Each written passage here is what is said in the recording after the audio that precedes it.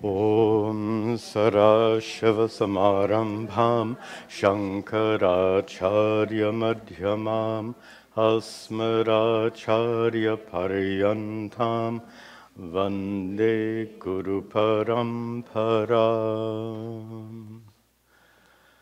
Om. Good. Be seated, please. Om Parameshvara. Om. Good.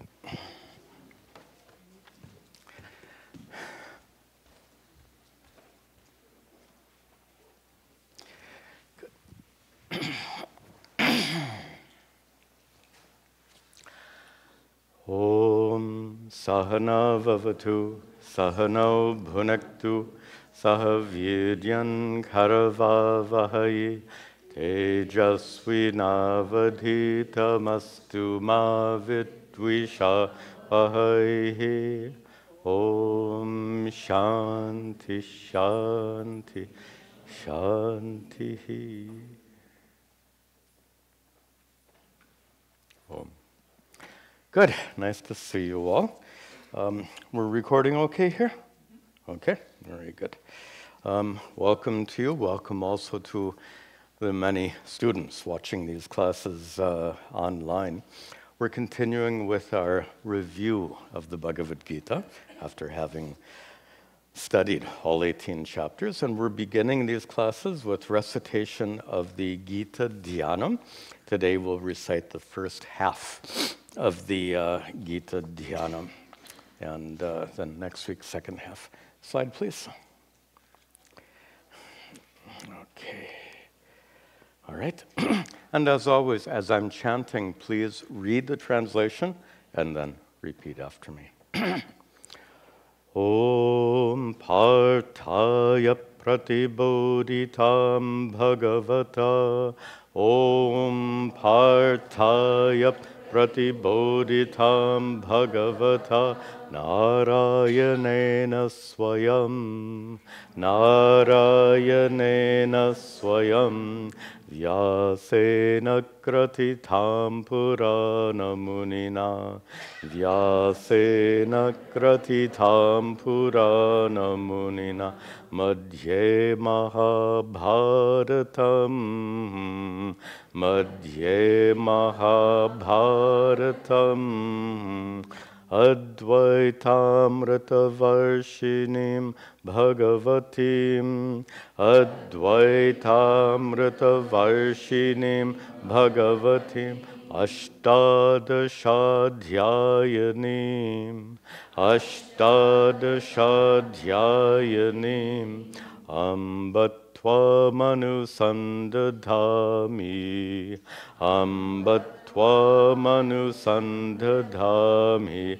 Bhagavad Gita Bhavadveshanim. Bhagavad Gita Bhavadveshanim. Namostute Vyasa Vishala Buddhe. Namostute Vyasa Vishala Buddhe. Pullaravindaya patatra netra. Pullaravindaya tapatra netra. Yena tvaya bharata taila purnaha. Yena tvaya bharata taila purnaha. Prajwalito jnanamaya pradipaha. Prajwalito jnanamaya pradipaha. Prasanna parijataya. Prapanna parijataya. Totra vetraika panaye. Totra vetraika panaye. Jnana mudraya krishnaya. Jnana mudraya krishnaya.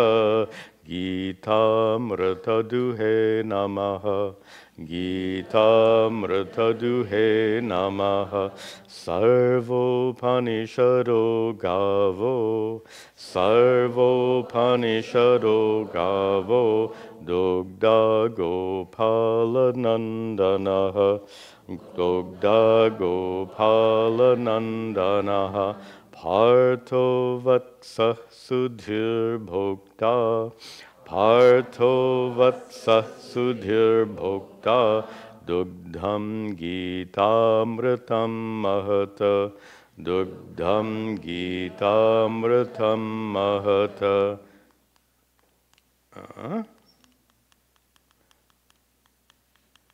Why did this just stop working? Technology is like, when it works, it's wonderful. And then it stops working. Okay, give me just one moment to see. We need this for our class. Okay. Did you click anything? That's very strange. Okay.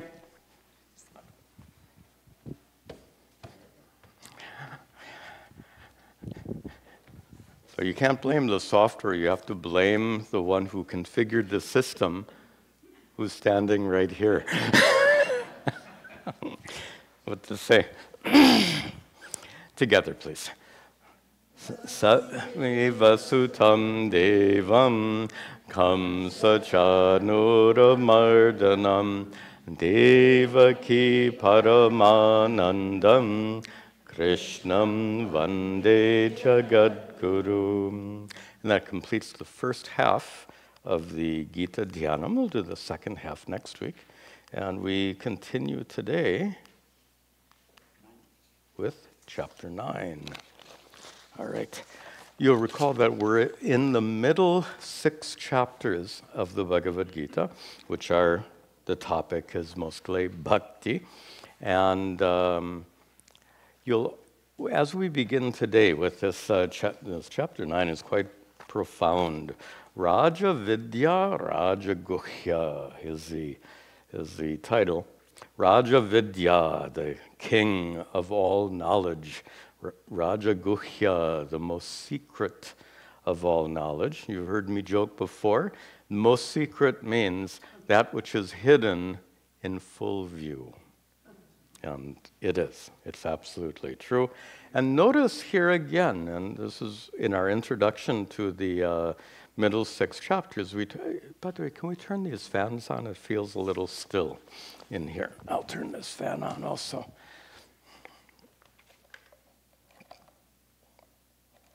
I think this fan got unplugged. Okay. All right, there we go. Good. I don't know if it's just me, it just feels a little warm. Good, thank you. We discussed already the approach to bhakti in the Bhagavad Gita is to emphasize knowledge of Ishvara. And that's really, I think, really significant. It's not just all about prayer and worship and belief. The focus here is to know Ishvara. And to the extent that you know Ishvara, your bhakti will be extremely strong. Because as we said before, if you pray to a God who is not known to you, how effective, how strong can that prayer be? On the other hand, when your prayer and worship is directed to an Ishvara who is a reality for you, not a fiction, not a matter of belief, not an image, and not even a deity on an altar, but when your prayer and worship is directed towards the reality of who and what Ishvara is, it becomes so powerful. In our last class, we talked about that Ishvara being both immanent and transcendent. We talked about Saguna Brahma and Nirguna Brahma, and you'll see those two themes continuing in today's class. So let us proceed with chapter 9, Raja Vidya, Raja Guhya. For the first verse, you can repeat after me, and then the remainder of the verses we'll chant together. The blessed Lord said, the blessed Lord said, unto you I shall now declare, unto you I shall now declare, of all knowledge the most obscure, of all knowledge the most obscure, knowing this highest sacred truth, knowing this highest sacred truth, you will be freed from suffering. You will be freed from suffering. Together. This entire vast universe is pervaded by me unseen. All things exist because of me, but I do not depend on them. Just as the atmosphere above, though enormous, abides in space, in the same way, please understand, everything here abides in me. All creatures at the end of time unto my nature must return. When the world's next cycle begins, once again I will send them forth. Nature, under my sole control, produces everything that is animate and inanimate. Thus the cycle of life proceeds. The ignorant perceive me not. Since I assumed a human form, they fail to grasp my higher truth as a great Lord of all that is. But those whose minds are vast indeed recognize my nature divine. They worship me most faithfully, knowing me as the source of all, always chanting my holy names, committed firmly, striving hard, bowing down with great reverence. Ever absorbed they worship me. Others through knowledge worship me, regarding me in diverse ways, as being one or manifold, or manifesting as all forms. I am the rites and sacrifice. I am the fire and offerings. I am the Vedas mantras too, and the sacred syllable Om. I am the Lord and highest goal, shelter, refuge, and friend as well, source, sustainer, destroyer, the everlasting reservoir, wanting to dwell in heaven's realms. They worship me through Vedic rites. Indra's kingdom they can achieve, and there enjoy divine delights. There we go. Having enjoyed that paradise, when all their grace has been consumed, they return to this mortal plane. Seeking pleasure they come and go, but those who pray me steadfastly, even those praying other gods, full of faith they all come to me. Even if they break Vedic rules, a flower, leaf, water, or fruit, anything given with true love, all such offerings I accept from those whose minds and hearts are pure. Whatever you eat or you do, whatever you give or sacrifice, whatever penance you perform, do as an offering to me. Even if the most wicked ones worship me with one-pointed minds, they soon acquire righteous hearts. Undevoted to me can fail. Worship me with your heart and mind. Offer sacrifice and respect. Be devoted entirely. You shall certainly come to me. I think that's the last verse, yes. So there we have chapter 10. Notice I didn't need to make any further comments to explain it. You understood it all. And something that I discovered having done this translation is it brings out the poetry in this translated form. Generally, translations are, of course, prose, and prose is words strung together in sentences following rules of syntax and grammar. But the original text is in poetry. It's in a meter.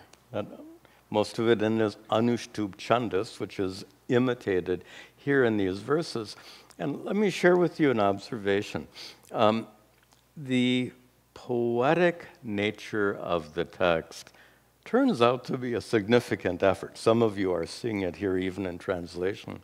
But I still remember vividly, decades ago, there was a celebration of Gita Jayanti and a so-called birthday of the Gita, the first day of the war when the Gita was recited for the first time on a battlefield.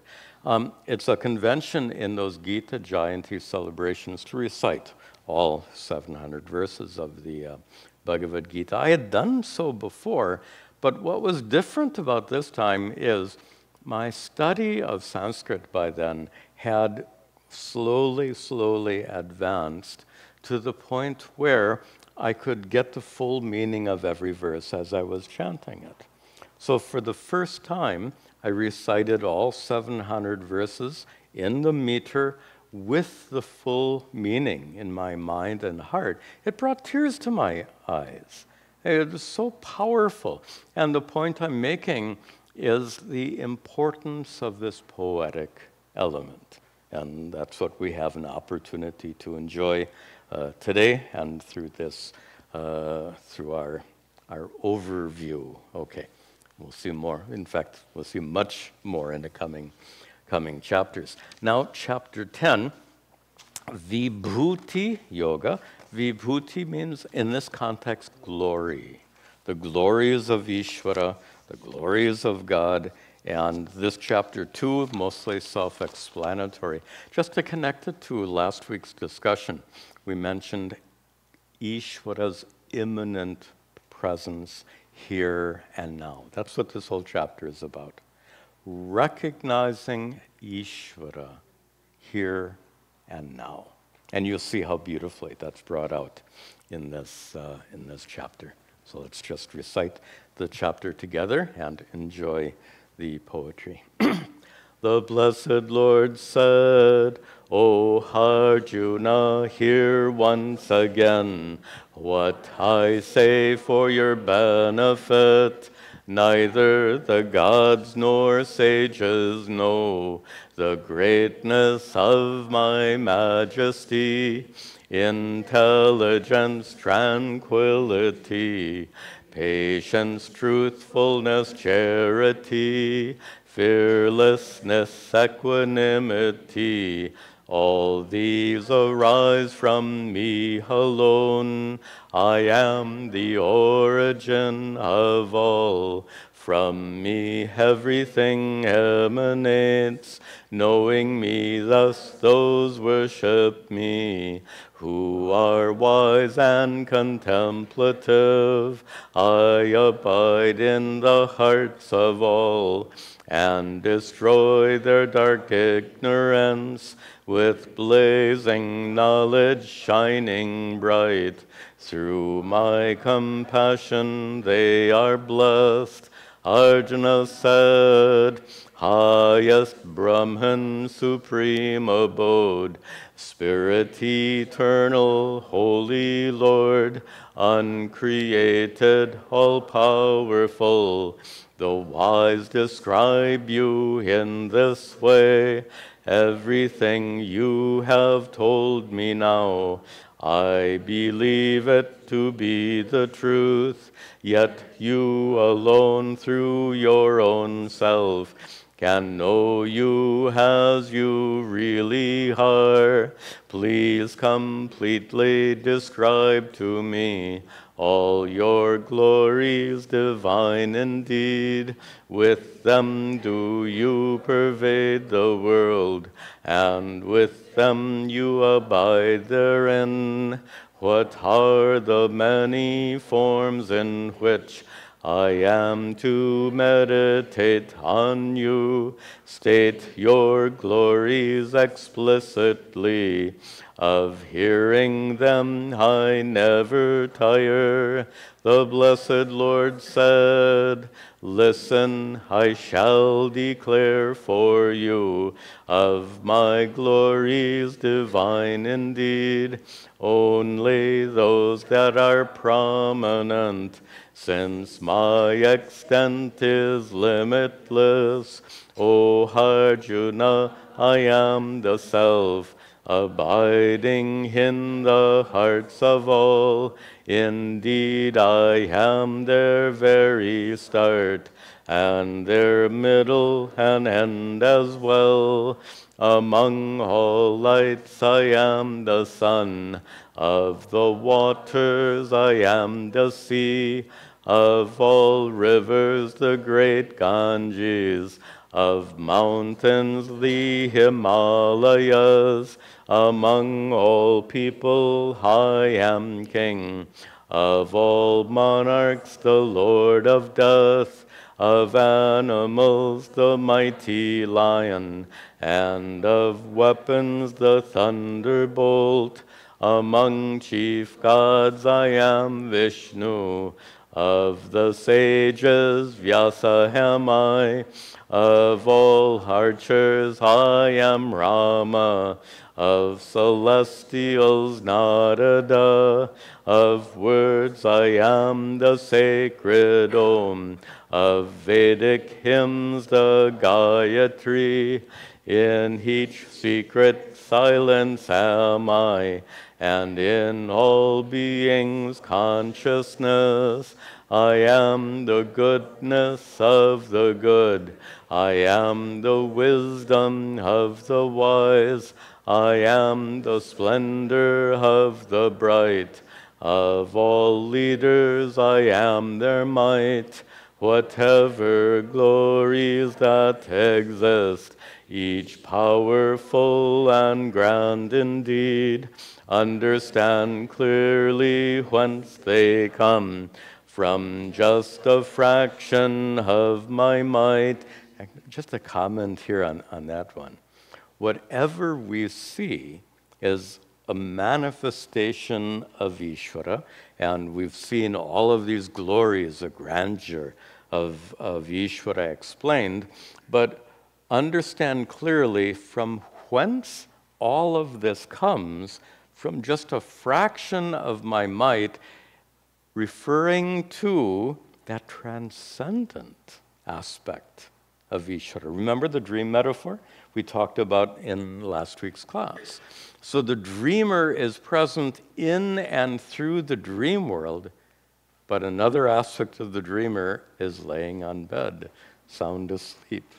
a transcendent aspect. And that's what this last line is a reference to. That as amazing as the manifestation of Ishvara in the world is, there's something even more amazing, but it happens to be beyond our grasp.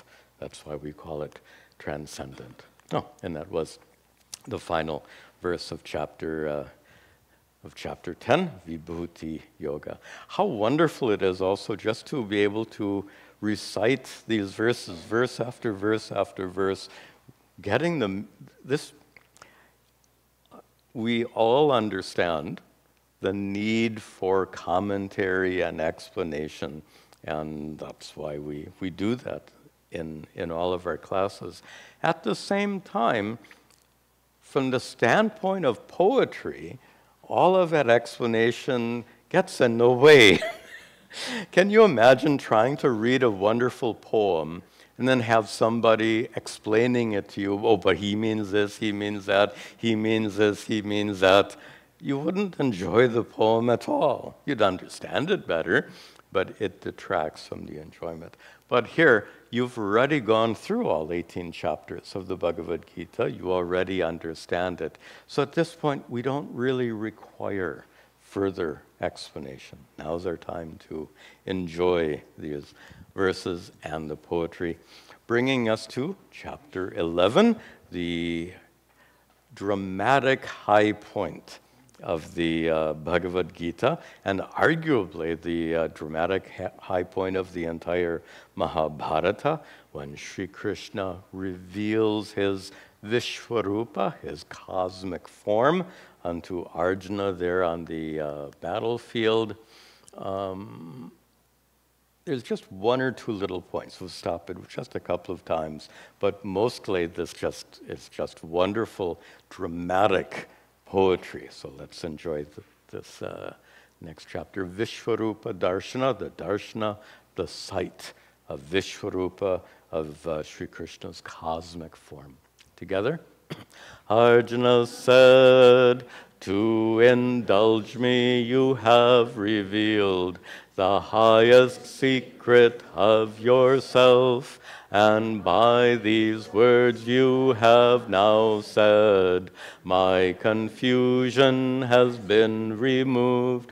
Now if you think it possible for me to see your godly form, O Lord, then unto me reveal your own true everlasting self."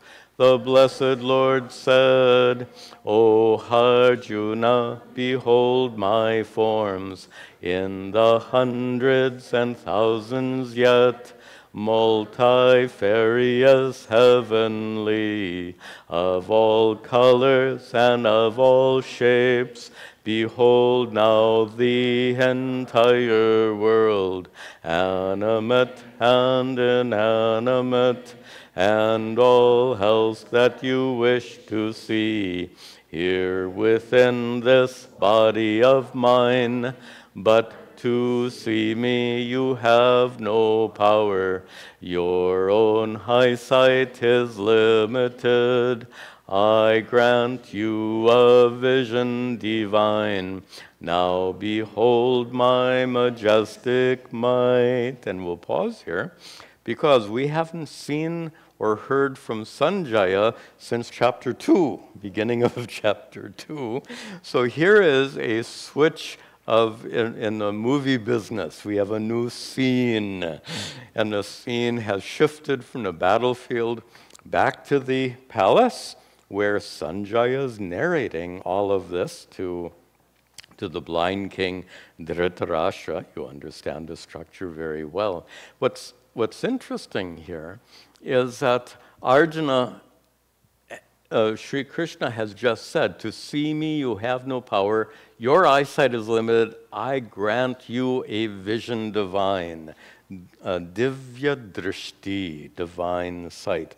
With that divine sight, Arjuna will be able to see this cosmic form unfolded on the battlefield. No one else on the battlefield will be able to see this, because they don't have the blessing of this divine sight.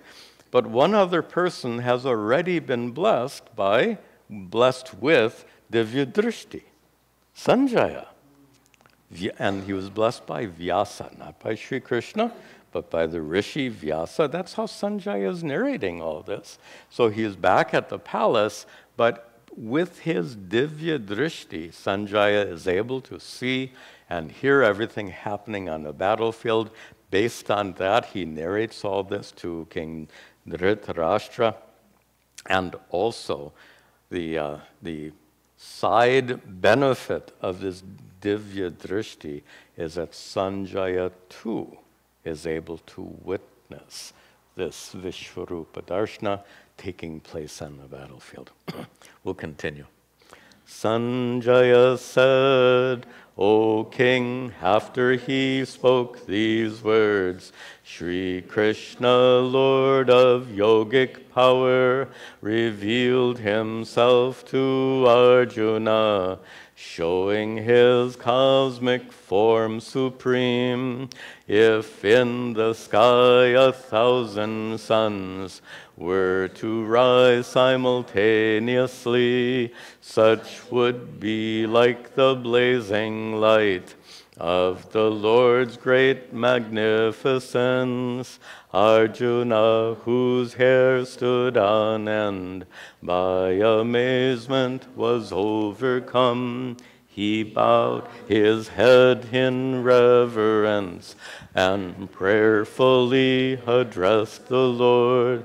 Arjuna said, O Lord of all universal form, thy immense vastness I behold. Countless arms, eyes, bellies, and mouths, glaring so bright it hurts my eyes. I see no start, middle, or end. The sun and moon are thy two eyes. Thy flaming mouths devour the world, destroying them with scorching heat.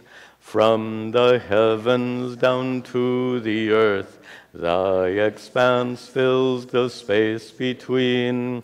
Seeing this dreadful form of thine, all worlds tremble, and so do I. Seeing thy mouths with gaping teeth, blazing like world-destroying fire, I feel bewildered, terrified. O Lord, show mercy unto me. Into thy mouths Dhritarashtra's sons enter along with throngs of kings, Bhishma, Drona, and Karna too, even our own great warrior chief. Just a quick comment here. What Arjuna is witnessing along with this Vishwarupa is a sneak preview. He's looking into the future. He's seeing what is going to take place on that battlefield in the next 18 days. And what he's going to witness on the battlefield, of course, is the death of hundreds and thousands of warriors, including his own family members, and that's what he's witnessing here. So the imagery of all these warriors being drawn into Sri Krishna's mouths, that imagery represents Sri Krishna as Ishvara, as karma paladatta, as a giver of the fruits of action. And all of those warriors on the battlefield, due to their karmas, are going to perish on the battlefield, and that's what is symbolically described here. Together? They quickly race into thy mouths, gaping with ghastly, dreadful teeth. Some men whose heads are crushed remain, sticking out caught between thy teeth, like rivers flowing to the sea, or like moths drawn to glowing fire. So too these most courageous men rush to enter thy flaming mouths, Tell me, who art thou, dreadful one? Salutations, have mercy, Lord. I want to comprehend thy truth, but thy ways I don't understand.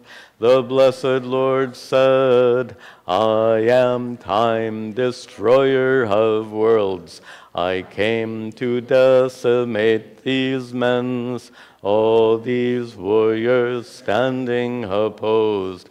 Even without you they shall die. Therefore stand up, be valorous. Conquer these foes, dominion gain. I have already slain them all. You are merely an instrument. Sanjaya said, having thus heard Lord Krishna's words, Arjuna, trembling with fright, folded his hands and bowed again.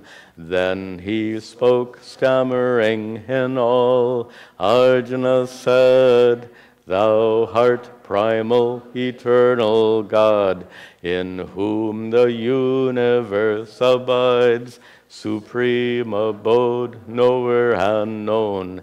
Thou provides the entire world.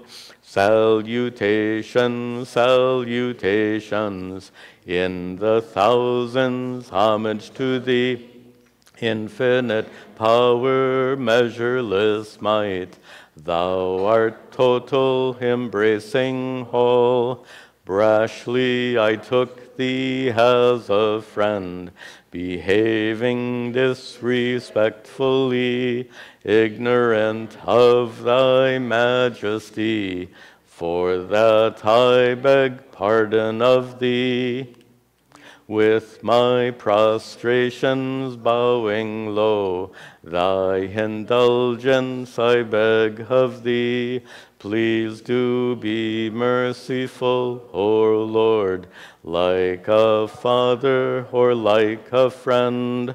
My mind reels from terror and fright, shaken by this fantastic sight.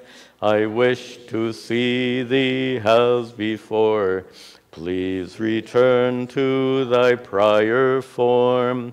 The blessed Lord said, being pleased with you, I have shown through my own power this form supreme, brilliant, vast, limitless, foremost, but for you never seen before. Do not tremble, be not confused, seeing my most terrible form. Be of cheer again, free from fear. Behold now my form as it was. Sanjaya said, Lord Krishna, after speaking thus, reappeared in his prior form. Having assumed a pleasant guise, he comforted the frightened one.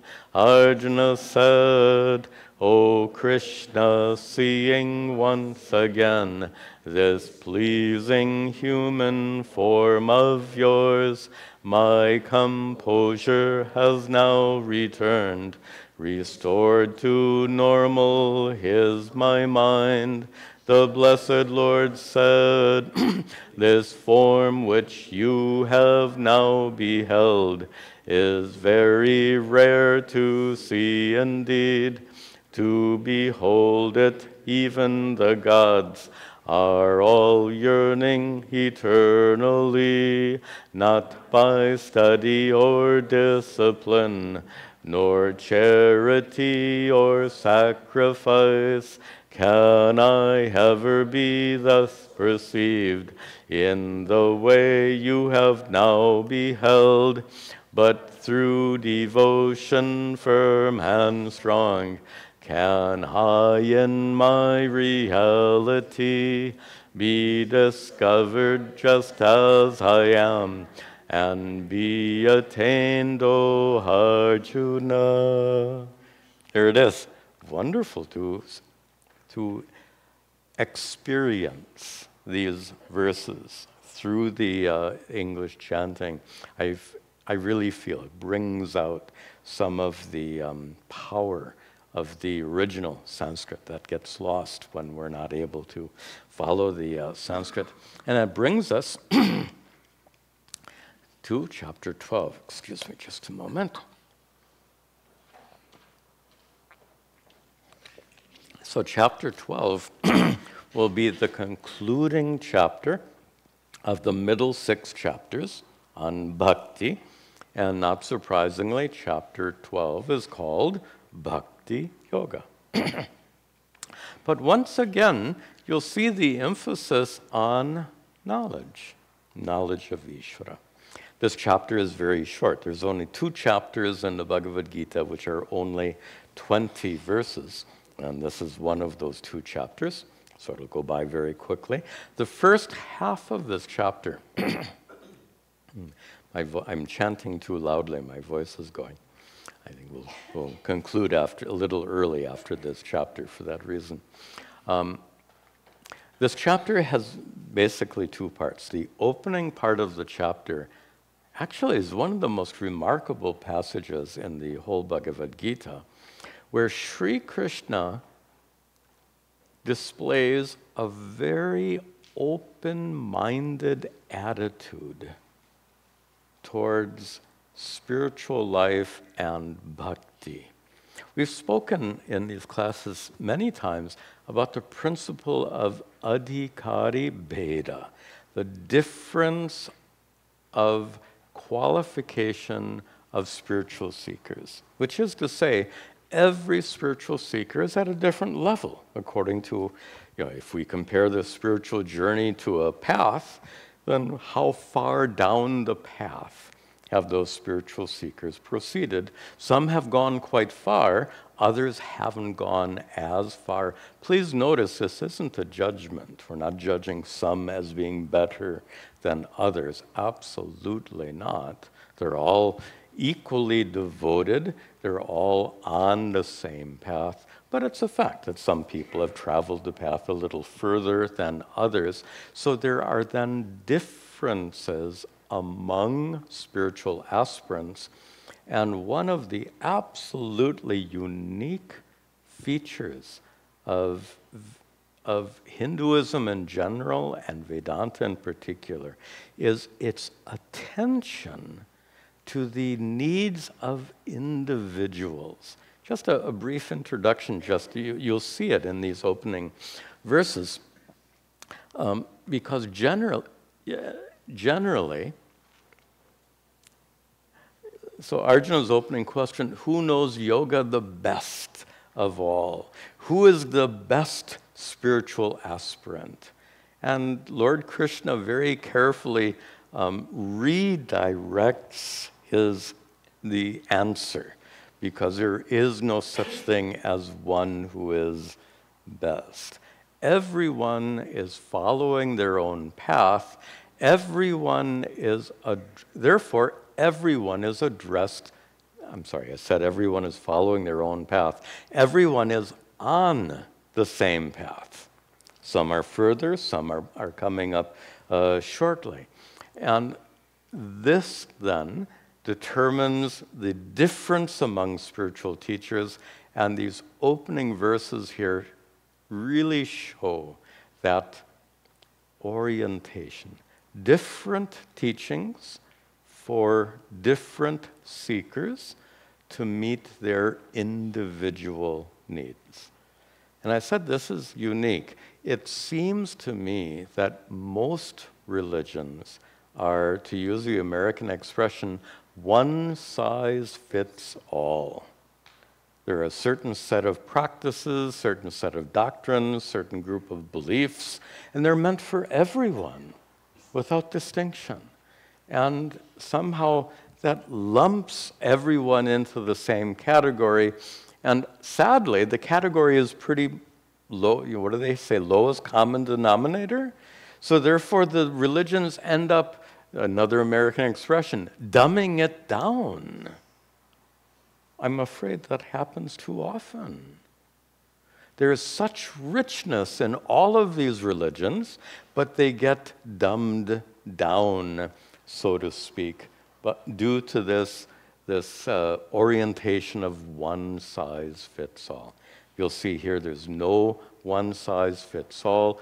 Everyone is an individual. Everyone is given an opportunity to find certain teachings that help them most.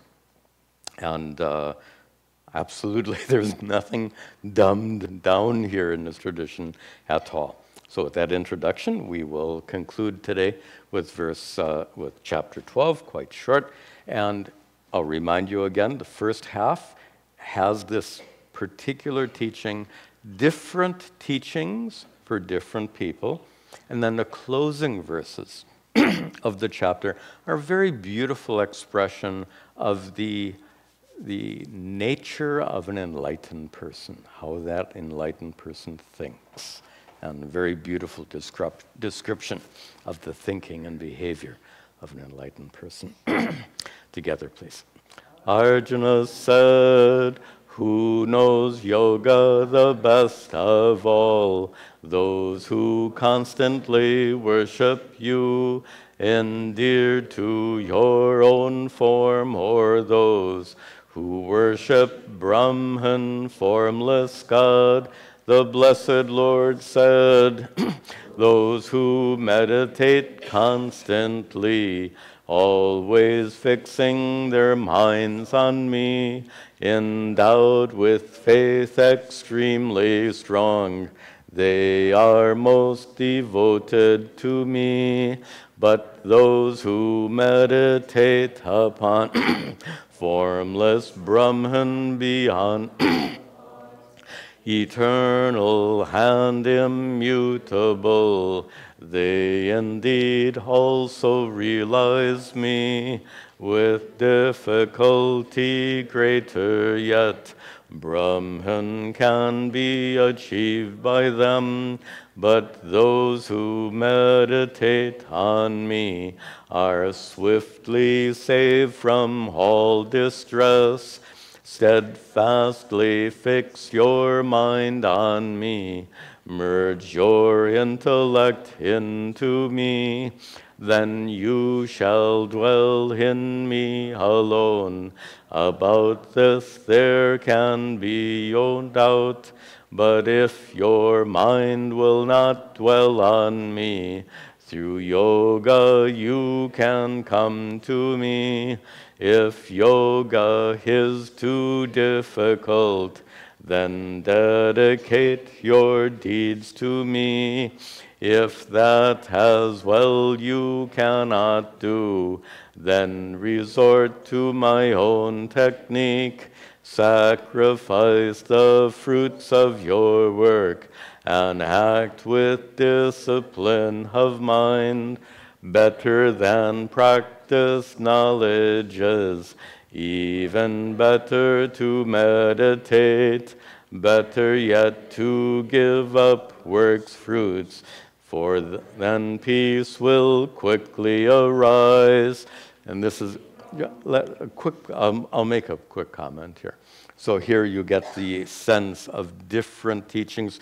When he says, better than practice knowledge is, did he said you shouldn't practice? Did he say that? No. Practice is for the sake of knowledge. You need both. And then better yet to meditate. Did he say that the others are inferior? That's not the point. He was saying depending on where you are on your spiritual path, there are many different practices, techniques, teachings, and the idea of adhikari bheda is that you should choose those teachings which are most helpful to you, given where you are on your own spiritual journey.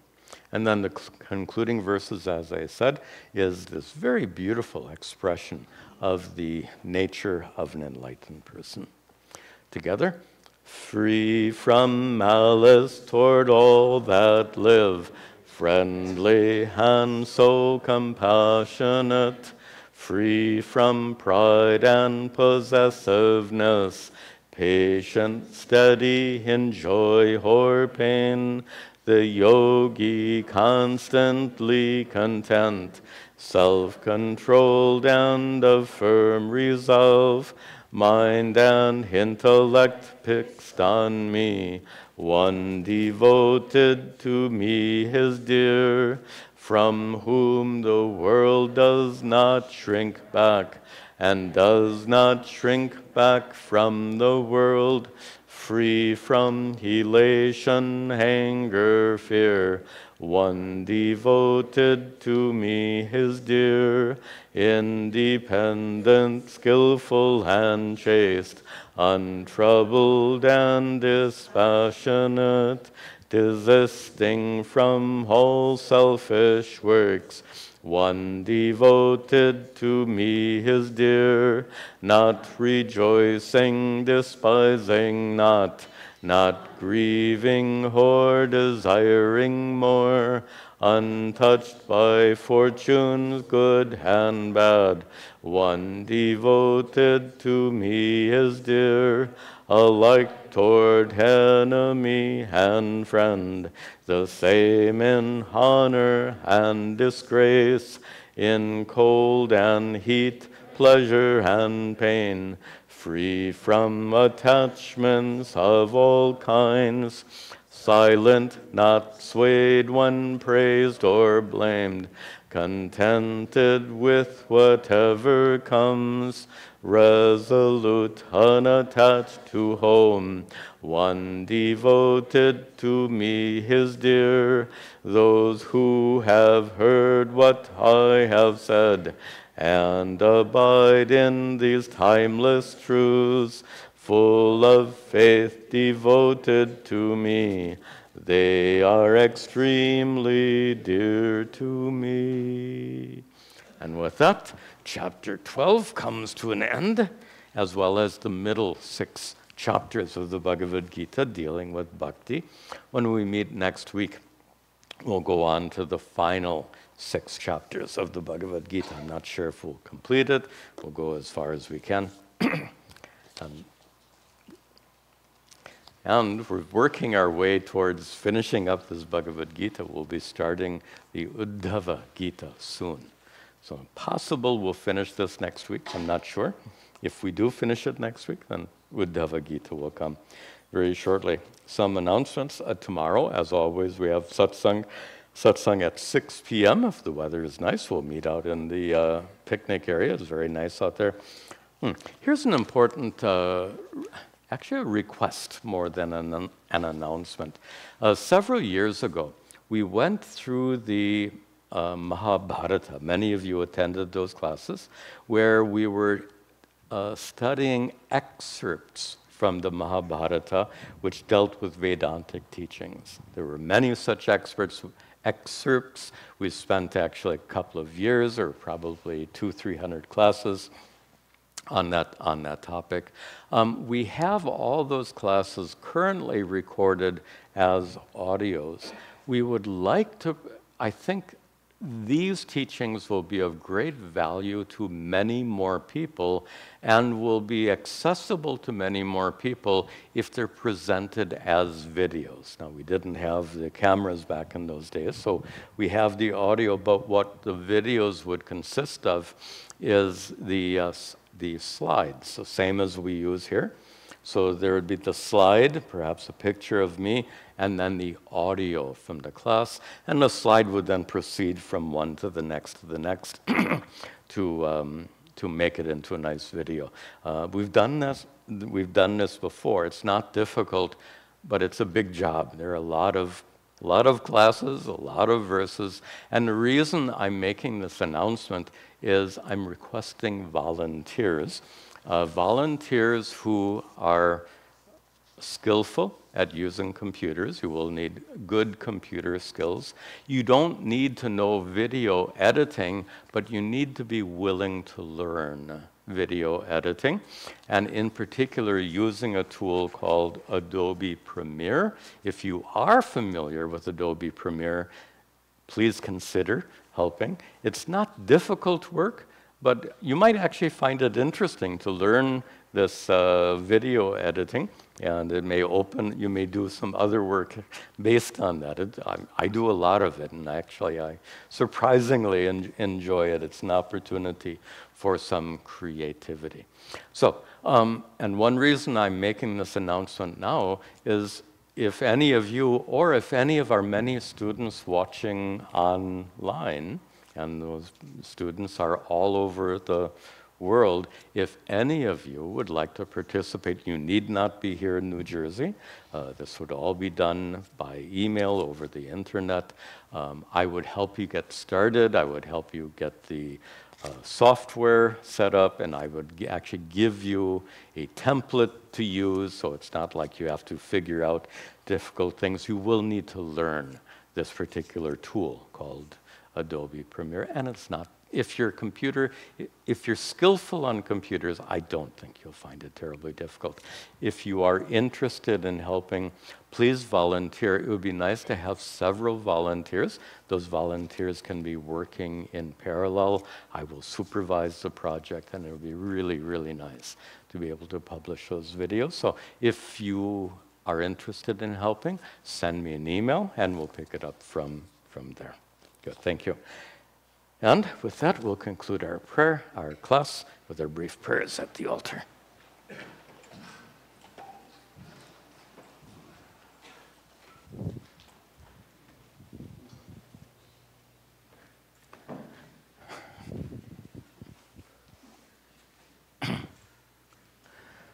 Om Gananahan Tva Ganapatigam Havamahe Gaving Gavinam Upamashravastamam Jeshtarajam Brahmanam Brahmanaspataha Nashranvan Utabasira Sadhanam Om Mahaganapataye Namaha Ishvaro Gururhatmeti Murti Bheda Vibhagine Vyomavad Vyapta Dehaya Dakshina Murtaye Namaha Vasudeva Sutam Devam Kamsachanuramardanam Devaki Paramhanandam Krishnam Vande Jagadguru.